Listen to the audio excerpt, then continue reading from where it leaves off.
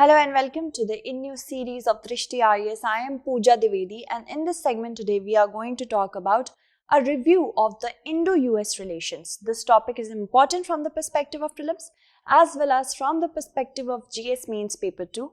So let's begin with the topics of discussion that we are going to look at step by step. First of all, we will talk about why news, then we will talk about Indo-US strategic partnership. We will also talk about the significance of Indo-Pacific region because time and again India as well as the US has tried to maintain a rules-based order in this area.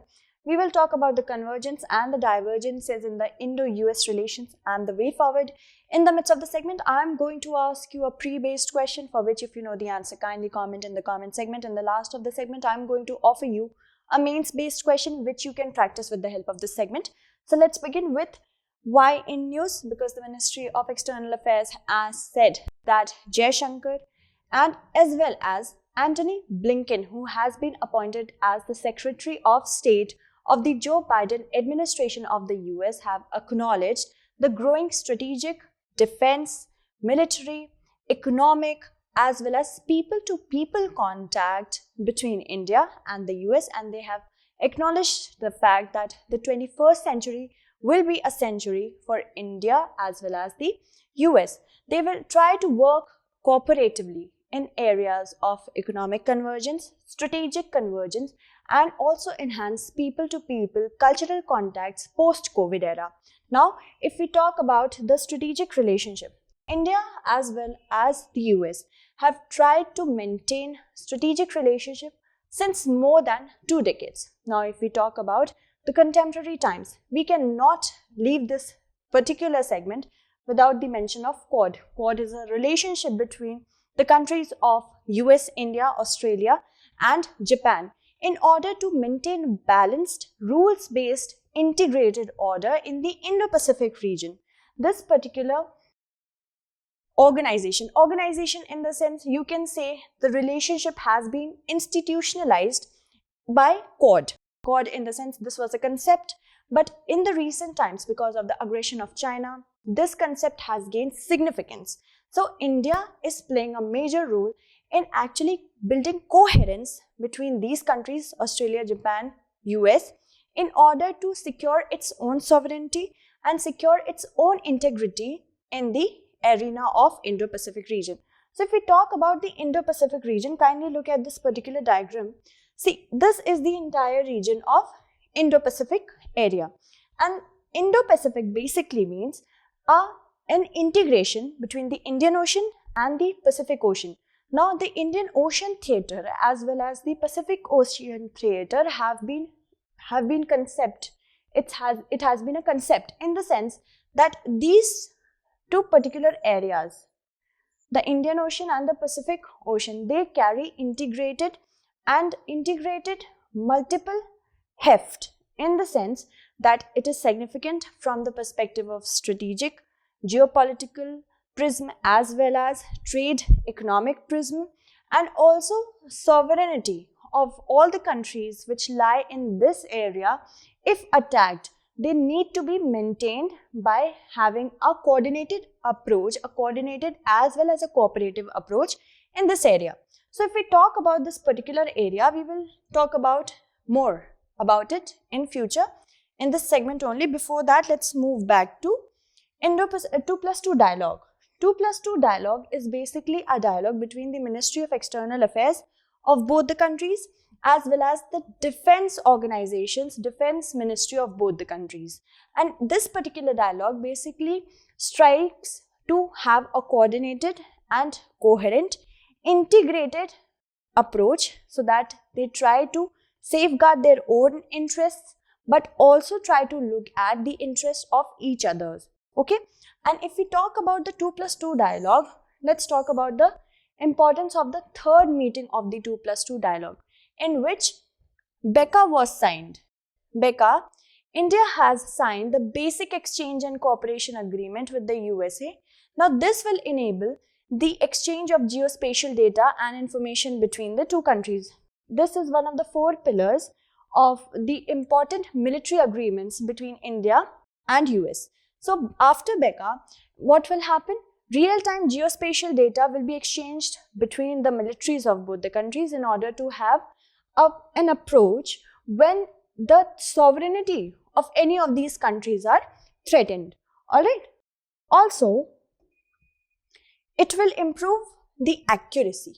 If you do not have the accurate position of the vessels, military vessels of the People's Liberation Army of China, or even of some other enemy country, how will you try to defend or attack them? Okay, so accuracy of Indian missiles will also be precision, which have a precision strike, it will also increase. And BECA is one of the 4 foundational military communication agreements that we have talked about. GSOMIA. Now you have to tell me in the comment segment what does these 2 agreements stand about. Alright. And then comes COMCASA. COMCASA is Communications and Information Security Memorandum of Agreement. If we talk about this particular agreement, this basically tries to have an exchange of proper communication equipments as well as having real-time data transfer between both the countries, both the military of the countries, so that they can have a coordinated approach. All these 4 agreements basically strive to go for the same, to have a coordinated approach. Also, India's participation in Five Eyes meeting. Now, Five Eyes is an organization which has intelligence sharing as its motive.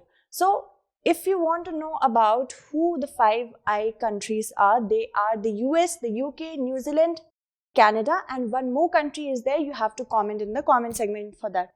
So, India participated in the Five Eyes meeting in order to actually acquire intelligence, so that a proper agreement could be signed between these countries, so that India can acquire proper intelligence which is needed to secure the integrity of the country.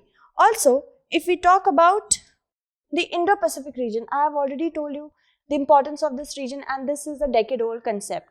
Decade-old concept it is, and S. Jaishankar, when he visited Russia, he said that the Indo-Pacific region needs to be safeguarded. And at the Shangri-La dialogue, the Prime Minister of India, Narendra Modi, also said that this is strategically a very important area, and in the recent times, it has become a power play theater for China.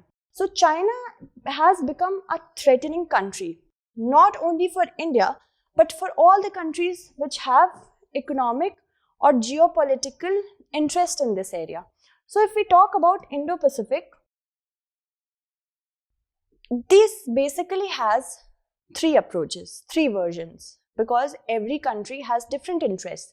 If we talk about India, Indian version, it views Indo-Pacific as an inclusive space for all stakeholders based on common responsibilities and common interest. So if we talk about the Indian version, what does it want to do? It wants to safeguard an open Indo-Pacific which is integrated in nature and also balanced. That means open for all the countries in order to enhance the economic cooperation, integrated in the sense that all the countries who have interest, who have stakes, which shares its coastal borders in this region, they have an integrated approach towards it. They strike for something which is the aim of major economies. Alright, and also balanced, that no one country should have a full-fledged dominance over the Indo-Pacific. That is India's approach.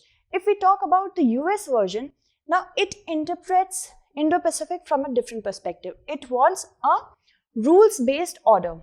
It says that until and unless any country does not follow the rules of the open, multipolar world, if any country tries not to abide by that rule, tries to flout those rules, then those countries are an enemy of the US.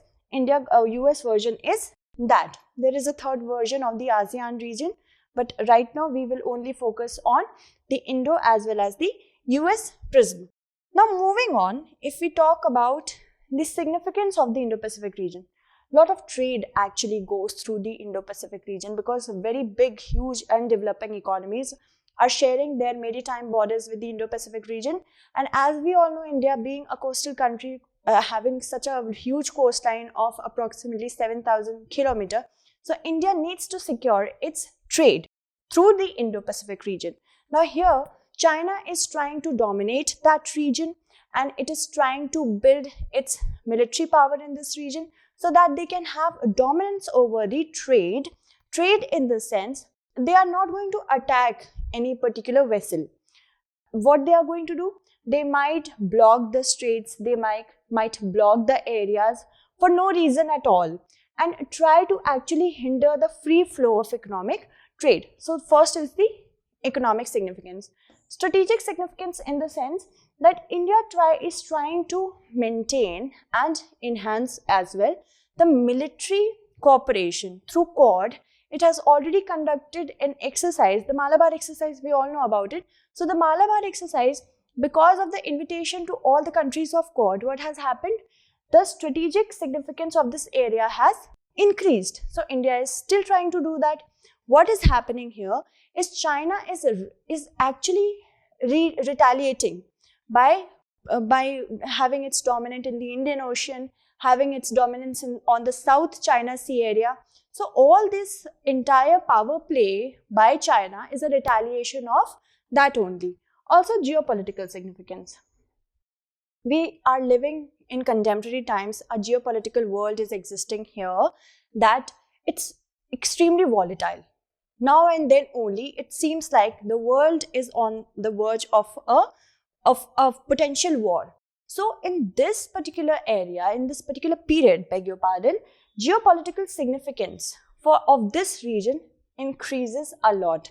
So there have been so many significance. If we talk about the Indo-Pacific region, it needs to be safeguarded, and it needs to have a balanced approach. By doing a balanced approach, and India and US can achieve that if they actually look at from one perspective, not multiple perspectives. So if we talk about convergence, first we have already discussed the convergence by the by the concept and institutionalization of Quad, Indo-Pacific and COMCASA agreement. Then comes the 2+2 Foreign and Defense Minister dialogue. We have also discussed about that. Inauguration of the first India-US tri-service military exercise and expansion of existing military exercises also. Inclusion of India in South Asia in US Maritime Security Initiative.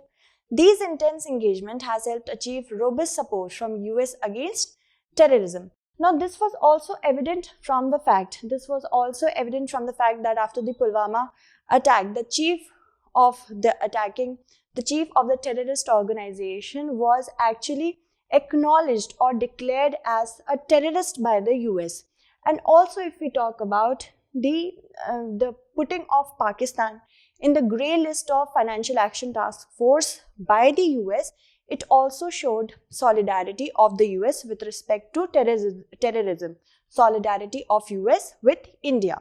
Also, if we talk about the US, which is under its pivot to Asia policy, views India as an ideal balancer to check the aggressive rise of China, of course.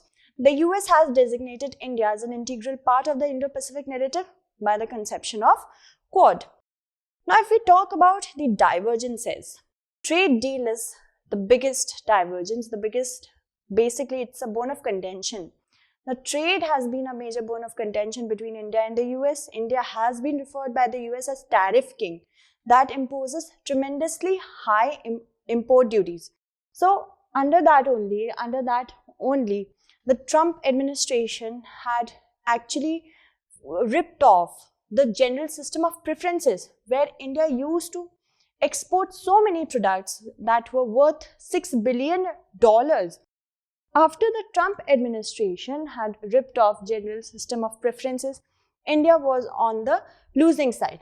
And after that, India, what did it do? It also actually imposed retaliatory tariffs on the goods which were imported from the US by India. So that has happened. Now, if we talk about what happened after that, the US actually approached the World Trade Organization against India. Now, the US trade representatives have also said that because of India's hegemony over its own local data, it is becoming very hard for the US to coordinate and cooperate with India when it comes to digital data exchange, the digital market arena.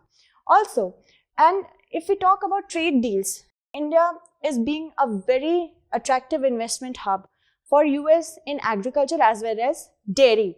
But what is India doing? India has already walked out of the Regional Comprehensive Economic Partnership. It was reluctant to open its agriculture and dairy products arena, and that is why it walked out of RCEP. And US also sees that agriculture and dairy sector are very attractive investment hubs. US-Pakistan equation, now a new, because if we talk about international relation, there are no permanent friends or permanent enemies, but only permanent interests. So US has time and again changed its interest, and because of that, the equation between different countries have also got very different. So if we talk about this contemporary time, US has softened its position on Pakistan in the last 7 months due to the role of Pakistan can play in the Afghan deal. Because of the Trump administration trying to withdraw its army, its forces from the Afghanistan region, what has happened? The equation has changed because Pakistan is said to have a proper domination over the Afghanistan area. And in that sense, in reverse of that, Pakistan is also expecting US to intervene in the bilateral issue of Kashmir. So that is also a problem, the US-Pakistan changing equation. Now, internal issues in India have also rattled not just the previous administration because of coming under the pressure of different civil society organizations as well as the Congress. The Trump administration did talk about the internal matters of India, such as the revocation of Article 370, Citizenship Amendment Act. But if we talk about the current administration, the Biden administration, it has also actually talked in reverse of the internal policies of India because it wants India to be seen as a democratic country. Now, democratic country means they have shared values of the rules-based order, proper rule of law should be followed. So this is also a major bone of contention when it comes to divergences. If we talk about the way forward, kindly take a screenshot or note it down. Alright, there is always a way forward.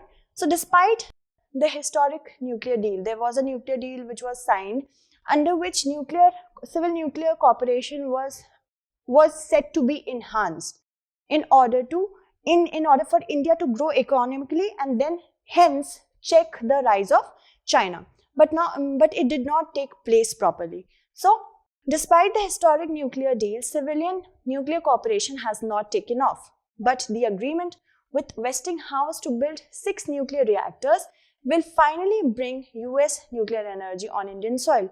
Now, in order to counter China in the maritime domain, Indo-Pacific specifically, India needs to fully engage with the US and other partners in the Indo-Pacific region in order to preserve the freedom of navigation and the rules-based order.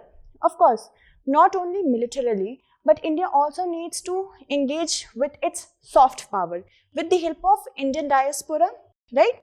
So, Indian diaspora has an immense influence in the politics of the US, especially with the coming into power of Joe Biden, the vice president, who is of Indian origin, Mrs. Kamala Harris. Now, she is now being seen as somebody who can have an influence in the politics of the US and try to enhance and encourage Indian interests as well. So this is the second way forward.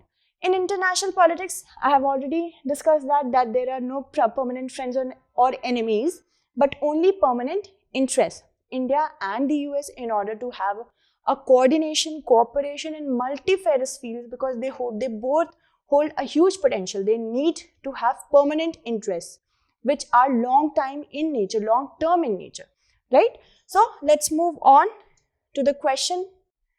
In the 21st century, India-US relations have found many reasons for strategic convergence. However, there is also a pressing need to weed out the divergences. You have to analyze this. Alright? So, that's it for today. Tomorrow we shall meet again with another segment. Until then, stay updated and thank you so much for watching.